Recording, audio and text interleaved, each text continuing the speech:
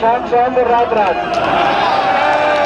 हमारे बीच में हमारे बहुत ही आदरणीय कांग्रेस के सबसे वरिष्ठतम नेताओं में से एक हरियाणा के प्रभारी गुलाम नबी आजाद जी हमारे बीच में, हमारे कोऑर्डिनेशन कमेटी के चेयरमैन और हरियाणा के पूर्व मुख्यमंत्री बहुत ही आदरणीय चौधरी भूपेंद्र सिंह हुड्डा जी हमारे बीच में, हमारे प्रदेश कांग्रेस कमेटी के अध्यक्ष मेरे भाई अशोक तंवर जी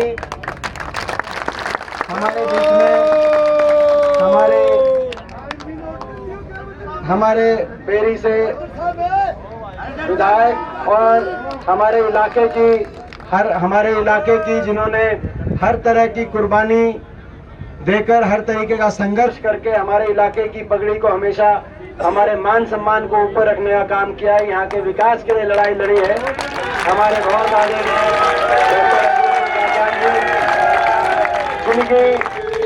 जिनकी तपस्या से हमें और आपको प्रेरणा मिलती है। आज लोकसभा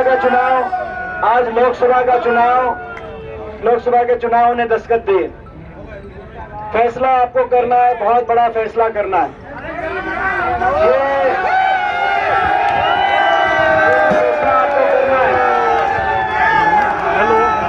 ये आने वाले समय हमारे बीच में, मैं नाम लेना रह गया था, हमारे हरियाणा के पहले मुख्यमंत्री पंडित भगवत शर्मा जी के सुपुत्र जो बेरी से ही थे, महादेव शर्मा जी हमारे बीच में, बहुत करते हैं। ये फैसला देश की और हमारे प्रदेश की आने वाले भविष्य किस तरह की सरकार बनेगी उसको तय करेगा कि ये आपका जो फैसला है किस तरफ राजनीति जाएगी। राजनीति एक चौराहे पे आके खड़ी हो गई। हरियाणा की जो राजनीति है उससे दिशा देने का काम आप सबको करना है। आप देखते होंगे, अखबारों में पढ़ते होंगे, बीजेपी के सभी पूरी मुख्यमंत्री जी कल मातमेल आए हुए थे, आज भादुगर आए हुए थे और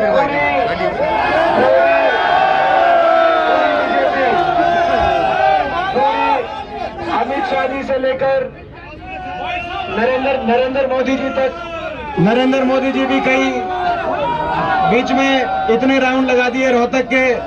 मुझसे बहुत ज्यादा प्यार है, मुझे लगता है इनको। तो सारे ये जो सारे हैं, अब मोदी जी से लेकर अमित शाह जी से लेकर और मुख्यमंत्री जी से लेकर पूरी कैबिनेट, हर रोज इनके बयान पढ़ते, हर रोज इनके बयान आप पढ़ते होंगे और इनका कोई बयान आपका नाम लिए, लोकसभा का नाम लिए या मेरे नाम लिए बिना पूरा आजकल इनका बयान हो नहीं रहा। हम क्यों इनके निशाने पे इतना है?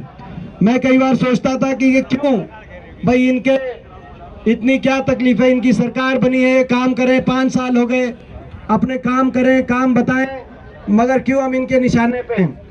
मैंने भाई किसी की झूठी तो खोल नहीं रखी भाई, क्यों इनके निशाने भाई निशाने पे। इसके पीछे की राजनीति आपको समझनी है और वो राजनीति ये है, इसके पीछे की राजनीति ये है, इनको पता है, इनको एहसास है इस बात का, जिस दिन बड़े बहुमत से यहाँ से आपका आशीर्वाद मिलेगा, यहाँ हम बड़े बहुमत से जीतेंगे और कांग्रेस की 10 सीट जीतेंगे। जिस दिन बड़े बहुमत के साथ हम जीतेंगे, उसी दिन एक बात तय हो जाएगी।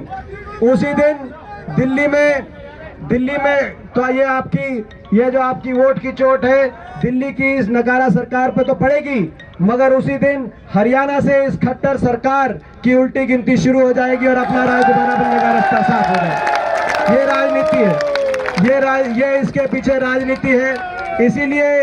इसीलिए इनके निशाने पे आप और हम हैं।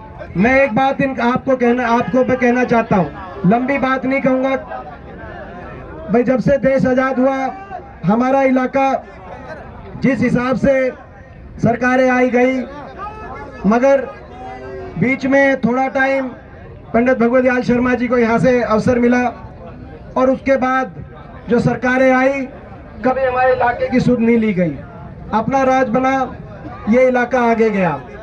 कहीं हाईवे आए, कहीं कॉलेज आए, कहीं स्कूल आए, कहीं अस्पताल आए, कहीं एम्स आया, कहीं बिजली के एनटीपीसी के सीएलपी के पावर प्लांट लगे, कहीं रिलायंस का एसईजेड आया, कहीं आईएमटी आई, कहीं रेल की लाइन निकली, 1100 किलोमीटर के नेशनल हाईवे रोहतक लोकसभा क्षेत्र के आए। धीरे धीरे तस्वीर बदलने लगी। बड़ी मेहनत के साथ, बड़े संघर्ष के साथ ये तस्वीर बदलने लगी थी। बड़े संघर्ष के साथ ये तस्वीर बदलने लगी थी। एक दिन में संभव नहीं हुआ था। 5 साल से उस विकास की गाड़ी को ब्रेक लगाने का काम इस बीजेपी की सरकार ने किया है। इस इलाके में, क्या पूरे हरियाणा में 5 साल से कोई इन्होंने काम नहीं किया। हरियाणा को ये पीछे लेके जाने का काम किया है। अब दोबारा से वो विकास का पहिया दोबारा से घूमना चाहिए कि नहीं चाहिए वो विकास का पहिया। तो मैं आपसे यही एक बात कहना चाहता हूँ। देखो, बेरी में आज मैं आपसे ये कहना चाहता हूँ कि अभी मुख्यमंत्री जी की एक स्टेटमेंट आई खट्टर साहब की, आपने भी पढ़ा होगा।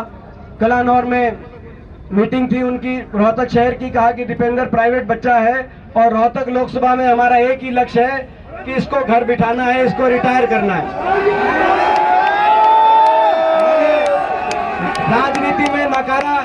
राजनीतिक में नकारात्मक लक्ष्य नहीं होते, ये बात ठीक है। अभी ये रिटायर की बात कर रहे हैं। हरियाणा सरकार में तो ओवर एज की उम्र 40 की ओवर एज की उम्र होती है। अभी तो मेरी भर्ती की उम्र हो रही है, रिटायर की बात कर रहे हैं।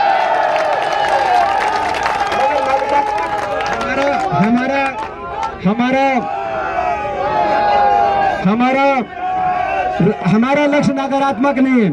हमारा लक्ष्य ये नहीं है कि किसी को रिटायर कराना है। उनकी अपनी विचारधारा है, वो अपनी विचारधारा कहें, अपने काम बताएं, हम अपने काम बताएंगे, जनता तराजू पे रख के तोल के फैसला करेगी। मगर हमारा लक्ष्य सकारात्मक है। विकास का पहिया दोबारा घूमना चाहिए। बहादुरगढ़ तक जो मेट्रो आई है, उस मेट्रो को रोहतक तक पहुंचना चाहिए। नजफगढ़ की मेट्रो को बादलियों के झज्जर तक लाना चाहिए। रायबरेली के अंदर एयरपोर्ट बनना चाहिए। आईएमटी मदीना के अंदर लगनी चाहिए। जो विकास की रफ्तार थी पूरे हरियाणा में दोबारा से पकड़नी चाहिए। तो मैं आज आपसे उसके लिए हाथ जोड़ के आपसे आशीर्वाद मांगता हूं। आपका आशीर्वाद मिलेगा, आपकी पगड़ियों को और एक बात और मैं कहना चाहता हूं। मैं एक बात आखिरी बात कहना चाहता हूं।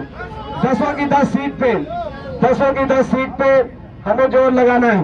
बीजेपी को हरियाणा से इस झूठ की और फूट की राजनीति का, फूट की, भाई को भाई से भिड़ाने वाली राजनीति का अंत हरियाणा की इस धरती पे करना है। 10 की 10 सीट से हमारे चिमनी गांव से हमारे को गर्व है इस बात का कि जो हमारे प्रदेश के कांग्रेस के अध्यक्ष हैं मेरे भाई अशोक तंवर जी है चिमनी गांव से। और यहाँ तो अपने को जीतना ही है, हमें यहाँ तो जीतना ही है। मगर सिरसा में भी पूरा जोर लगाना है। सिरसा में भी अशोक आप सबका बहुत बहुत धन्यवाद। अब मैं आग्रह करूंगा अपने भाई अशोक तंवर जी से कि वो आए आपके बीच में और अपनी बात करें। अशोक।